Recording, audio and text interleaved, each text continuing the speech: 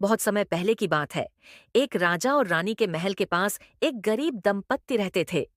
उनकी कोई संतान नहीं थी, लेकिन पत्नी को बहुत संतान की इच्छा थी। उनके घर के पीछे एक सुंदर बगीचा था, जो एक दुष्ट जादूगरनी की देखरेख में था। उस बगीचे में तरह तरह की सब्जियां और फूल उगते थे। गर्भवती महिला को एक दिन उस बगीचे में उग रही एक खास सब्जी रेनपुंजेल रापंजल खाने की तीव्र इच्छा हुई।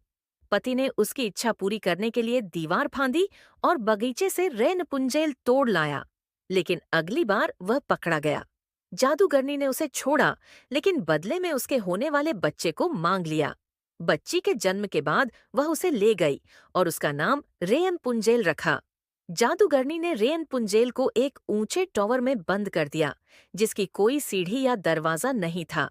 जब भी जादूगरनी आती, वह पुकारती, रेयन पुंजेल, रेयन पुंजेल, अपनी लटें नीचे छोड़ दो। रेयन पुंजेल अपनी लंबी सुनहरी चोटियां नीचे छोड़ देती और जादूगरनी उन पर चढ़कर ऊपर जाती। एक दिन एक राजकुमार जंगल से गुजर रहा था और उसने रेयन पुंजेल को गाते हुए सुना।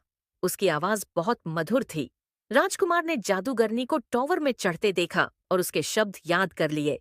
अगले दिन उसने भी पुकारा, रे ए पुंजेल, रे ए पुंजेल, अपनी लटें नीचे छोड़ दो। रे एन पुंजेल ने सोचा कि वही जादूगरनी है और अपने बाल नीचे छोड़ दिए।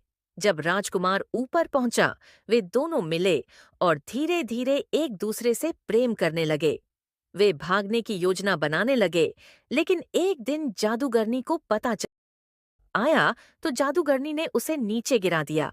वह गिरने से अंधा हो गया और वर्षों तक रे पुंजेल को ढूंढता रहा। अंत में रेगिस्तान में वह रे पुंजेल की आवाज सुनकर उसे पा गया। रे पुंजेल की आंसू उसकी आंखों पर गिरे और चमत्कारिक रूप से उसकी आंखें